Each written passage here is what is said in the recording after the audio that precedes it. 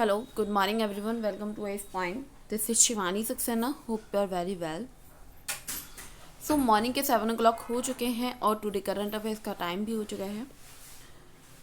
आपको पता है कि आज डेट क्या है? आज है 17 मार्च और आज क्या है? आज है होली का दहन। सो आपको और आपके पूरे परिवार को आइस पॉइंट की टीम की तरफ से होली की हार्दिक शुभकामनाएं। चलिए बात कर लेते हैं हम लोग यहाँ पे आज करंट अफेयर के बारे में। आपको पता है कि कोविड-19 के नए वेरिएंट की इजराइल में पुष्टि हुई है। ठीक है, तो आप यहाँ पे आपको यहाँ पता चलेगा कि इजराइल, ठीक है, इजराइल के जो स्वास्थ्य मंत्रालय हैं उन्होंने बुधवार को कहा कि देश में कोविड-19 के नए वेरिएंट के मामलों की पुष्टि हुई है, जिसके बारे में दुनिया को कोई जानकारी नहीं है। पैकल मंत्रालय इस स्ट्रेन में कोविड-19 के दो जो सब वेरिएंट हैं, एक तो होता है कि BA.1 ओमिक्रॉन, ठीक है, एक होता है BA.2 शामिल है। और इसराइल के जो एक अधिकारी है उन्होंने बताया कि फ़िलहाल इसको लेके हम चिंतित नहीं हैं।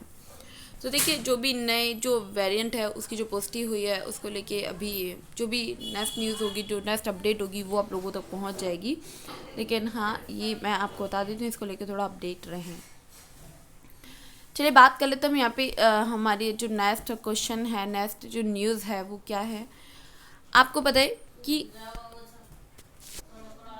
जो हुरन है, जैसे कि ग्लोबल रिच लिस्ट 2022 के शीर्ष 10 में शामिल इकलौते भारतीय है मुकेश अंबानी। आपको पता है कि ग्लोबल जो रिच लिस्ट है 2022 में शीर्ष जो 10 में शामिल लोगों की जो रिलायंस इंडस्ट्रीज जो चेयरमैन है मुकेश अंबानी जी, तो वो इकलौते भारतीय हैं। अनुमानित संपत्ति अगर बात की जाए यहाँ पे 103 अरब पिछले साल से लेकर कि 24% से अधिक के साथ जो अंबानी हैं दुनिया भर के अरबपतियों की सूची में 9वें स्थान पर रहे थे। और जो गौतम जैसे कि फैमिली अनुमानित अगर बात की जाए तो 81 अरब की संपत्ति के साथ सूची में वो 12वें स्थान पर रहे हैं। तो देखिए इसके बारे में आप लोगों को ये होनी चाहिए कि ये नॉलेज तो नॉर्मली सी बात है, ठीक है, जो और काफ़ी अच्छी नॉलेज भी है। तो इस सब के बारे में आप लोगों को पता होना चाहिए कि जो मुकेश अंबानी है 2022 की लिस्ट में वो 10 में उस पर शामिल है। अगर बात की जाए उनकी संपत्ति की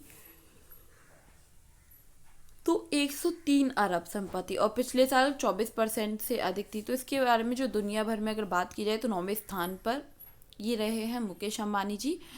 और जो गौतम है तो गौतम जी किस पे रहे हैं, वो 12वें स्थान पे रहे हैं। तो इसके बारे में आप लोगों को नॉलेज होना चाहिए, ठीक है। सो ये काफ़ी इंपॉर्टेंट न्यूज़ है, आप लोगों को इसमें नॉलेज होना चाहिए। चलिए बात कर लेते हैं हम यहाँ पे नेक्स्ट न्यूज़ की। आपको पता है कि जो 44वें शतरंज है, ठीक है, सॉरी, सो आपको क्या है कि यहाँ पे जो 44वां शतरंज है तो उसका जो आयोजन होगा वो चेन्नई में होगा और रूस में छीनी गई थी मेजबानी। आपको पता है कि यूक्रेन पर हमले के कारण क्या हुआ था, यूक्रेन पर हमले के कारण रूस से मेजबानी छीनने के बाद क्या हुआ था कि जो 44वां शतरंज है और प्यान तो इसके आयोजन में मतलब इस साल ये चेन्नई में होगा। और तमिलनाडु के जो मुख्यमंत्री हैं MK जी, तो उन्होंने इसको ट्वीट करके इसकी जानकारी दी है। उन्होंने लिखा कि बेहद खुशी है कि भारत की शतरंज जो राजधानी है 44वें शतरंज ओलंपियाड की जो मेजबानी है करने वो जा रहे हैं और तमिलनाडु के लिए एक गौरवपूर्ण क्षण है ये। तो देखिए यहाँ पे बात की गई है, ये काफ़ी इंपॉर्टेंट न्यूज़ है, काफ़ी अच्छी न्यूज़ भी है और इसके बारे में भी आप लोगों को नॉलेज होना चाहिए। ये आपका जो इम्पोर्टेंट करंट अफेयर्स होता है उसमें से ये एक न्यूज़ है। तो चलिए बात कर लेते हैं हम यहाँ पे नेक्स्ट न्यूज़ के बारे में। देखिए डाटा कम्युनिकेशंस जो बनी फार्मूला एक आधिकारिक ब्रॉडकास्ट एंड जो कनेक्टिविटी है प्राइवेटर। तो देखिए फार्मूला 1 और डाटा जो कम्युनिकेशंस है बुधवार को एक बहुवर्षीय रणनीति और सहभागियों का एक ऐलान किया, जिसके तहत कंपनी फार्मूला 1 की आधिकारिक and broadcast connectivity and provider होगी। डाटा कम्युनिकेशंस जो 100 से अधिक वीडियो हैं, वीडियो फीड की एक 250, अगर बात की जाए यहाँ पे कि 250 जो ऑडियो चैनल हैं, ऑडियो चैनल को रेस ट्रैक के ब्रिटेन में फार्मूला 1 की media and technology centre transfer करने की सुविधा प्रदान करेगी। तो देखिए यहाँ पे आपको बताया क्या क्या है कि जो फार्मूला 1 है, जैसे कि डाटा कम्युनिकेशंस हो गया और एक बहु रणनीति हो गया, तो ये जो 100 से अधिक जो वीडियो फिट के जो 250 ऑडियो चैनल्स हैं, तो उसके लिए एक ये ट्रिक ब्रिटेन फार्मूला है और उसमें क्या होगा कि टेक्नोलॉजी सेंटर में ये ट्रांसफ़र करके उसको सुविधा प्रदान करेगी और ये काफ़ी अच्छी न्यूज़ है। चलिए बात कर लेते हैं हम यहाँ पे नेक्स्ट न्यूज़ की कि आप नेता भगवंत मान ने शहीद भगत सिंह के गांव में ली पंजाब मुख्यमंत्री पद की शपथ। तो देखिए यहाँ पे क्या हुआ है कि जो आम जनता, जैसे कि आम आदमी पार्टी थी, आपको पता है यहाँ पे कि पंजाब में क्या हुआ था कि आम पार्टी जीती थी, तो उन्होंने कल शपथ ली। जो आम आदमी पार्टी थी और जो नेता भगवंत मान बुधवार को क्या हुए थे कि शहीद हुए थे भगवत सिंह की जो पैतृक गांव है, उन्होंने खटगढ़ में क्या हुआ था कि जो कला है उन्होंने पंजाब के मुख्यमंत्री की शपथ ली है और शपथ ग्रहण समारोह में दिल्ली के मुख्यमंत्री अरविंद केजरीवाल जी समेत कई आप नेता मौजूद वहां रहे। और गौरव तलब है कि आपने क्या किया होगा कि आपने पंजाब विधानसभा चुनाव में 117 से क्या 92 सीटों पे जो सीट है उन पे जो जीत है वो दर्ज की है। तो ये इसके बारे में देखिए आप लोगों को नॉलेज पहले भी होगी, आप लोगों ने न्यूज़पेपर में न्यूज़ में देखा होगा कि वो शपथ लेने वाले थे 16 को, तो कल शपथ ले ली है। कौन कौन वहाँ प्रेजेंट रहा, कितनी सीटों पे, जैसे कि 117 से लेकर 92 की जो सीट है उन्होंने अपनी जीत की उस पर, तो इसके बारे में आप लोगों को नॉलेज होना चाहिए। तो देखिए ये टुडे करंट अफेयर्स आप लोगों का ऑलमोस्ट कंप्लीट हो चुका है। बात करते हैं यहाँ पे इम्पोर्टेंट करंट अफेयर्स क्वेश्चंस के बारे में।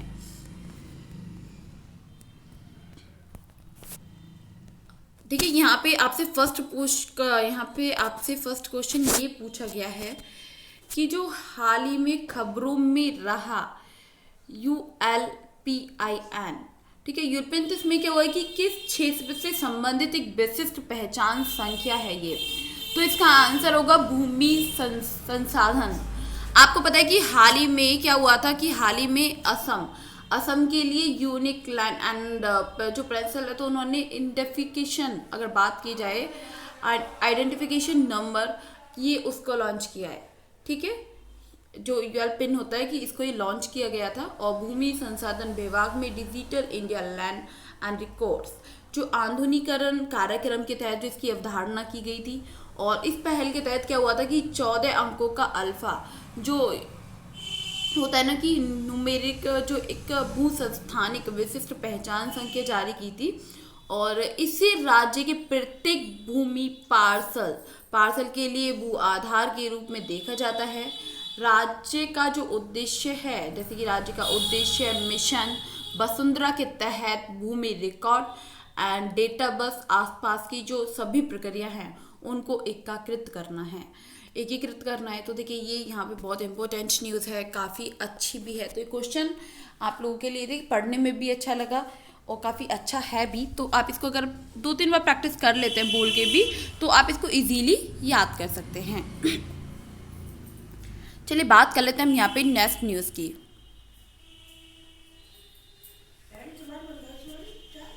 देखिए किस राज्य ने integrated hospital facility management service IHFMS को अपनाया है, तो इसका आंसर होगा किसने अपनाया इसको, तेलंगाना ने अपनाया है, ठीक है। तो तेलंगाना सरकार ने क्या किया है कि integrated hospital facility management service को अपनाने की योजना बनाई है, और जो इसका उद्देश्य है वो सरकारी स्वास्थ्य सुविधाएं, मरीजों के लिए जो बेड साइड देखभाल करना, उनकी सुरक्षिता करना, जो जनशक्ति होती है उसकी उपलब्धता सहित समग्र स्वास्थ्य सेवाओं में सुधार करना है।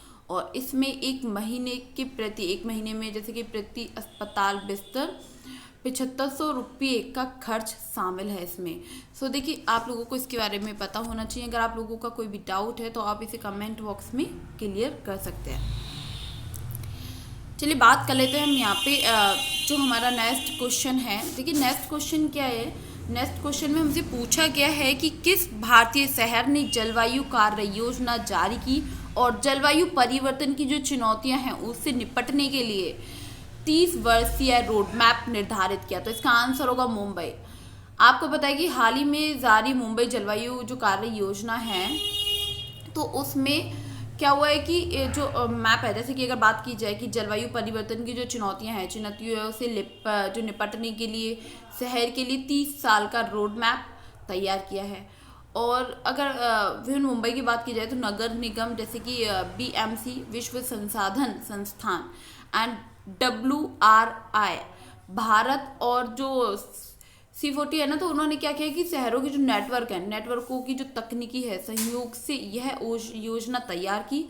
और इस कार्य योजना में ग्रीन हाउस गैस के जो शून्य उत्सर्जन है वो अगर बात की जाए यहाँ पे, या फिर अब हम बात कर सकते हैं कि जो 2050 है, तो उन्होंने क्या किया कि इसके लिए युद्ध शून्य एक लक्ष्य उद्देश्य अगर होता है ना कि ये हमारा मिशन है, ये हमारा टारगेट है कि हाँ, तो लघु माध्यम और जो दीर्घकालीन है जलवायु लक्ष्य निर्धारित किए हैं। ठीक है, तो यहाँ पे आप लोगों को नॉलेज होना चाहिए कि 50 तक के लिए ये उद्देश्य निर्धारित किया गया है कि जलवायु लक्ष्य निर्धारित किए गए हैं।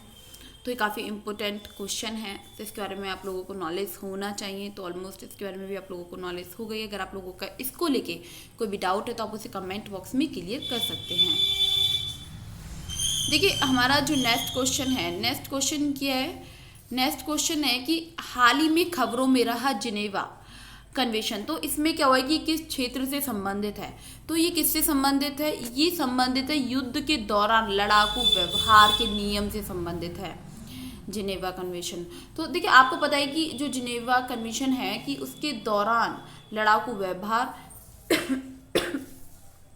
कि जो उनका व्यवहार रहता है उसको मानदंडों को उजागर करने के लिए सिद्धांतों का यह क्या है, एक समूह है। यूक्रेन पर रूस के जो सशस्त्र जो आक्रमण के दौरान कई जो नागरिक थे बुनियादी ढांचे प्रभावित हुए हैं, है ना, you know very well about. So इसके साथ ही मानव अधिकारों का उल्लंघन के मुद्दे की जो चिंता है वो बढ़ रही है। सो इस चीज़ के बारे में आप शायद अच्छे से जानते हैं। अगर आपका कोई भी डाउट है तो आप उसे इजीली कमेंट बॉक्स में क्लियर कर सकते हैं। तो देखिए ऑलमोस्ट आपके जो टुडे करंट अफेयर्स के क्वेश्चन हैं इम्पोर्टेंट वो भी क्लियर हो चुके हैं, मैं आपको बता चुकी हूँ। अगर आप लोगों का कोई भी डाउट है तो आप कमेंट बॉक्स में क्लियर कर लेना। एंड आई एम जो सॉरी करंट अफेयर की वीडियो 7 o'clock से थोड़ा लेट हो गई है। चलिए कोई बात नहीं, आप इसको कंटिन्यू वॉच करिएगा कोई भी और एंड होली को अच्छे से एंजॉय करिए, कुछ अपने टारगेट बनाइए, उनको फॉलो कीजिए एंड सब लोग हमेशा खुश रहिए। Thank you so much, bye bye, take care.